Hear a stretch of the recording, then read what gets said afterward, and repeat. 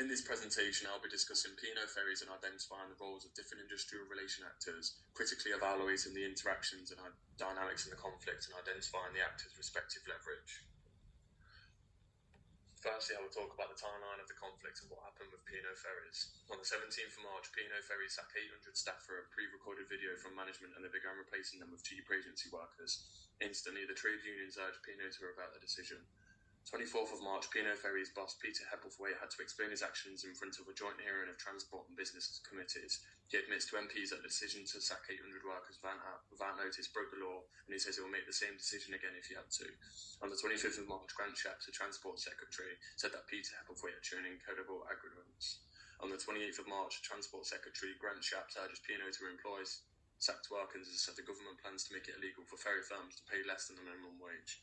A day later, on the 29th of March, Mr. Hebblethwaite wrote an open letter to the Transport Secretary in which he defended his firm's decision to replace hundreds of employees with cheaper agency workers. On the 1st of April, a criminal and civil investigation was launched by the Insolvency Service, and finally the redundant workers were paid 13 weeks' wages in response to the unions, and this was seen as compensation.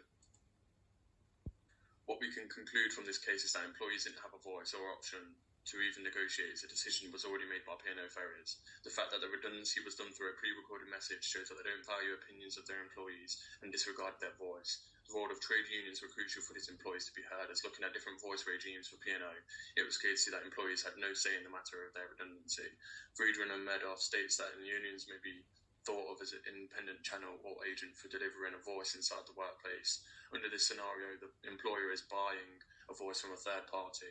Friedman and Medoff also states employees subcontracts one or more of unions the responsibility for the generation of voice. This involves, in Williamson's terms, a long-term relational contract in which the employer's direct cost in the production of voice are low, but the risk of supplier opportunities are high.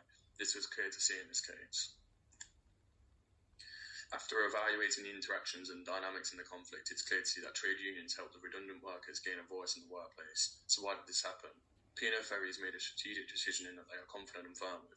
Keith Sison, a professor of industrial relations, assesses strategic actor versus systematic actor regarding employee relation and why employees will act in a certain way. He believes that the amount of change being introduced into workplace will equate to a greatly high likelihood of a strategic approach towards human resource management, meaning P&O Ferries have strategically implemented this action of sacking 800 employees. Sison also described liberal market economies and that the absence of employee stakeholder rights does not encourage the development of high trust relationships. As soon as in this case, employees are likely to be regarded as disposable liabilities and to be the focus of short-run cost minimization by management. Sison labels this approach as radical innovators. Edmonds Heary's view on the radical perspective is that conflict is inevitable due to the power imbalance stemming from Marxism, in that the interest of workers focus on the economic interest or alternative system of production. However, employees are opposite of those workers, believing the words of Budds and his colleagues a balance is best. Ultimately, P&O Ferries wanted to reduce high labour costs and done so by replacing existing employees with agency workers, diminishing the rights that the employees have. P&O employees essentially demanded for their jobs, as they were unfairly dismissed on the day, and believed that a lawful procedure of consultation of 45 days notice didn't take place. They also demanded a fair reasoning of redundancy, as pay is not a reasonable excuse considered or placed close to minimum wage.